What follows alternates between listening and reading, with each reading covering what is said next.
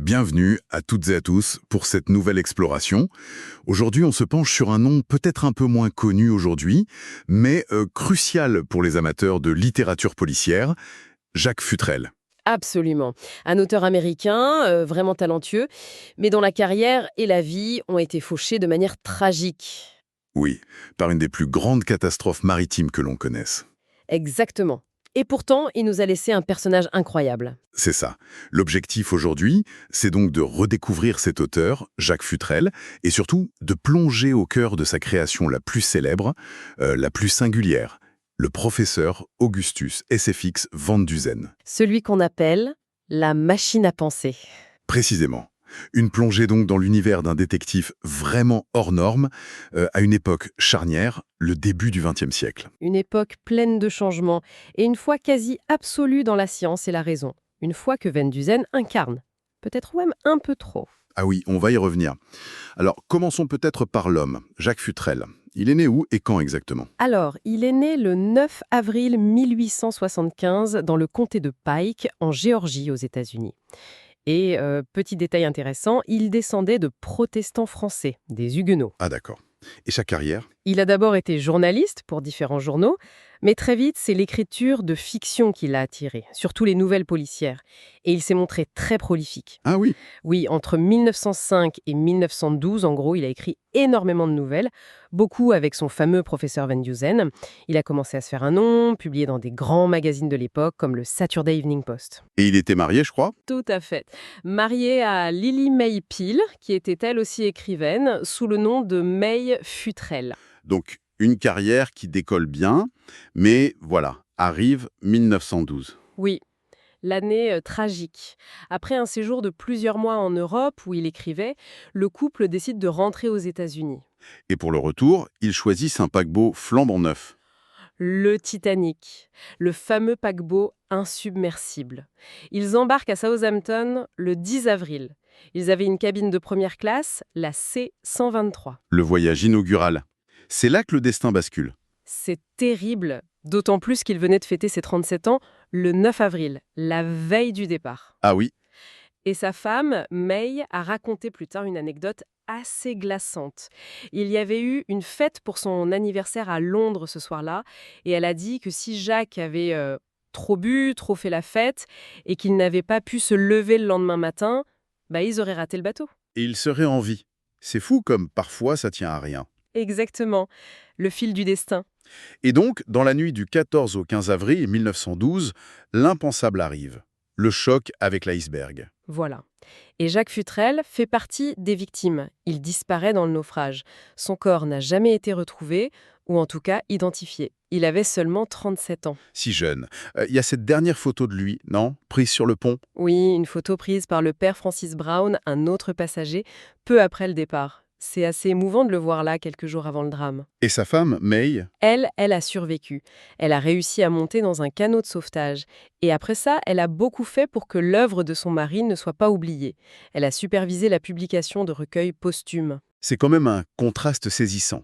L'homme qui crée ce personnage, cette machine à penser qui résout tout par la logique, se retrouve victime d'un événement totalement chaotique, imprévisible. La logique n'y pouvait rien. C'est presque une ironie tragique sur les limites de la raison face aux forces de la nature ou du destin. C'est vrai. Mais son héritage, lui, a survécu. Principalement grâce à ce personnage, donc, le professeur Van Dusen, la machine à penser.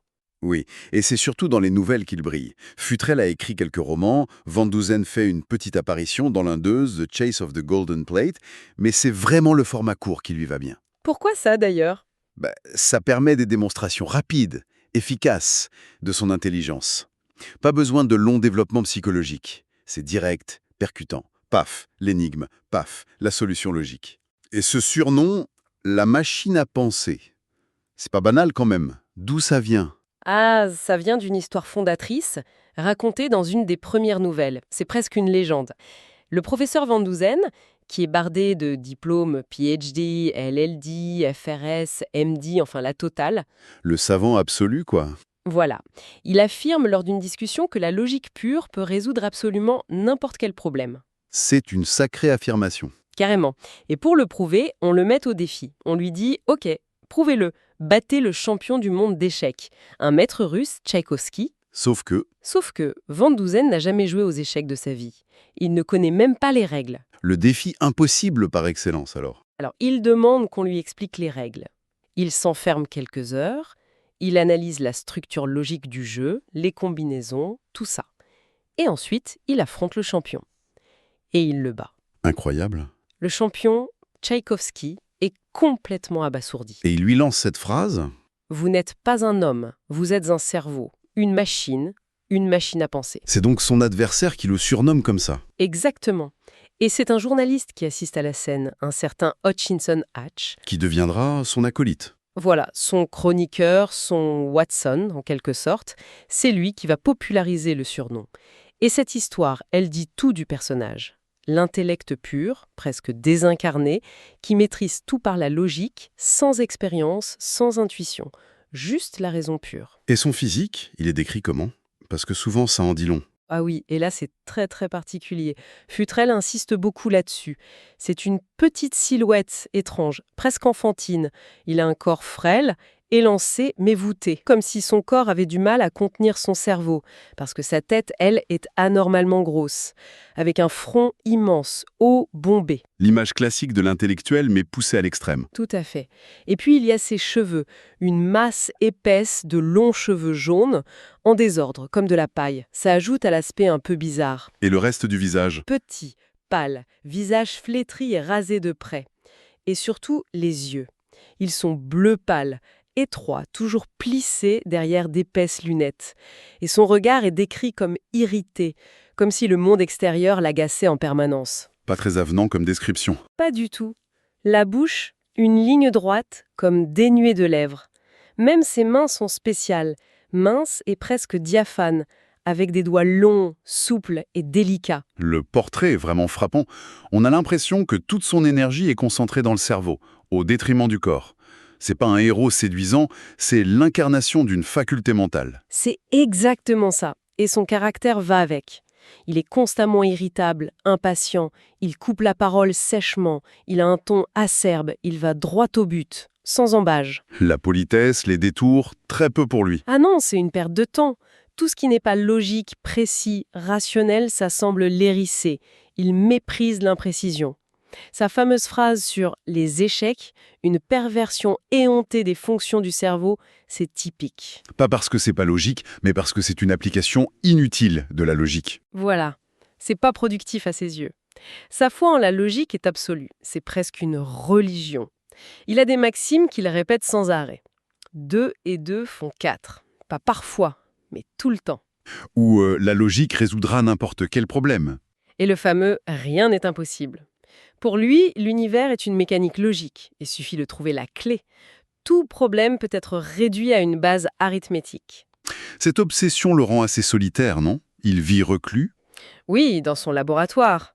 Un endroit décrit comme sombre, un peu mystérieux, plein d'odeurs chimiques. L'antre du savant un peu fou, ou du moins complètement retiré du monde. Ce qui renforce son côté machine, froid, distant.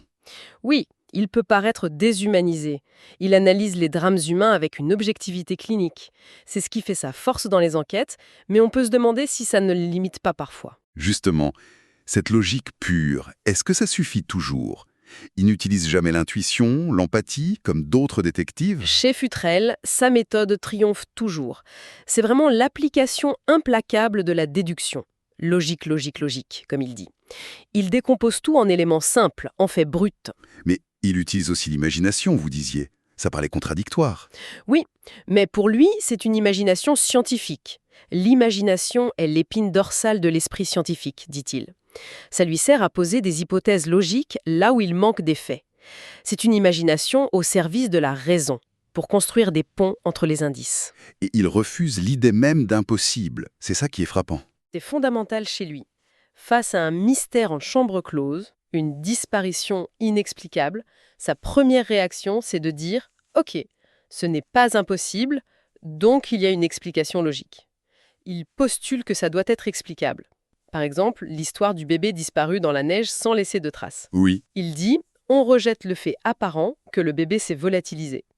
Il part du principe qu'il y a une explication matérielle, même si elle est astucieuse ou trompeuse. Et à partir de là, il déduit énormément de choses à partir de peu d'indices. Exactement. Il analyse les paroles, les silences, les réactions. Il peut reconstituer la vie de quelqu'un à partir de détails infimes. C'est moins l'observation à la Sherlock Holmes que la pure déduction logique à partir des données qu'il a. On l'imagine bien dans sa position favorite, assis, tête en arrière, les doigts joints. L'image de la concentration absolue. Et pour nous raconter tout ça, il y a son Watson. Hutchinson Hatch, le journaliste. Voilà, du Daily New Yorker. C'est souvent lui qui raconte ou qui apporte l'affaire au professeur. Ou alors c'est Van Dusen qui l'envoie sur le terrain. Et il ne le ménage pas, hein. Oh non, il le sollicite n'importe quand. Pouvez-vous faire quelque chose pour moi immédiatement? Hatch, c'est le témoin ordinaire, celui qui s'émerveille ou qui ne comprend pas les raisonnements fulgurants de Van Dusen. Il sert un peu de faire valoir, quoi. Oui, c'est l'étalon de la normalité face au génie. Et il prend souvent des remarques un peu cassantes. Vous parlez comme un enfant, ou votre cerveau n'est pas encore prêt pour ça. Mais bon, il admire Van Dusen. Et sans lui, on n'aurait pas accès aux pensées de la machine. C'est vrai. Parlons un peu du style de Futrelle et du contexte. On est au début du XXe siècle. L'électricité, l'automobile, la TSF, la radio, le radium, les débuts de l'aviation, tout ça est très présent. Les énigmes sont typiques de l'époque. Mystère en chambre close, des disparitions qui semblent magiques. Mais la solution est toujours rationnelle, parfois basée sur une utilisation maligne d'une nouvelle technologie. Et les solutions sont parfois étonnamment simples, une fois qu'on les connaît. Oui, c'est souvent le cas. Futrelle joue avec ça. Il monte une affaire qui paraît hyper complexe, et la clé est parfois un détail logique tout bête ou une astuce psychologique. Il y a aussi ce contraste entre la froide logique de Van Dusen et les émotions humaines, non? La jalousie, l'avidité. Tout à fait. Van Dusen navigue là-dedans comme un observateur extérieur, un pur esprit face aux passions humaines. Ça reflète bien cet optimisme scientifique de la belle époque, l'idée que la raison peut tout expliquer, tout résoudre. Van Dusen, c'est l'incarnation de cette foi. Mais est-ce que Futrelle ne montre pas aussi, peut-être sans le vouloir, les limites de cette approche, ce côté un peu inhumain? C'est une bonne question. Le personnage est tellement extrême qu'il en devient presque étrange, déconnecté. Peut-être qu'il y a une forme de critique implicite, ou du moins une interrogation. Quelle est sa place finalement dans l'histoire du roman policier? Est-ce qu'il a eu une grande influence? C'est difficile à évaluer. C'est clairement une création majeure, un des premiers grands savants détectives. Mais il a été un peu dans l'ombre de Sherlock Holmes, qui est arrivé avant et qui avait peut-être un côté plus charismatique, plus humain. Et puis la mort de Futrelle a tout stoppé. Exactement. Ça a coupé court au développement du personnage. Donc, Van Dusen reste une figure un peu à part. Très respecté des spécialistes du genre pour sa logique pure, mais moins connu du grand public. C'est un jalon important, mais peut-être pas une influence directe massive. Un destin littéraire un peu à l'image de celui de son créateur finalement, assez fulgurant et tragique. L'histoire de Futrelle, emportée si jeune, et celle de sa machine à penser, c'est vraiment fascinant. Oui, ça nous laisse cette image d'un personnage unique, l'incarnation extrême de la rationalité qui triomphe du chaos par la seule force de la logique. Une vision très ancrée dans son époque. Et c'est là qu'on peut peut-être terminer avec une question pour aujourd'hui. Dans notre monde actuel, si complexe, si plein d'incertitudes, d'infos contradictoires, d'émotions, que deviendrait la machine à penser? Ah, la question est excellente. Sa certitude que 2 et 2 font toujours 4, son approche purement logique face à des problèmes globaux, souvent irrationnels, est-ce que ça fonctionnerait encore? Ou est-ce que sa belle mécanique se gripperait face à des réalités où la logique seule ne suffit peut-être plus? Où les nuances, les paradoxes, l'imprévisibilité humaine rendent les équations bien plus compliquées. Voilà, je pense de quoi laisser nos esprits réfléchir un peu.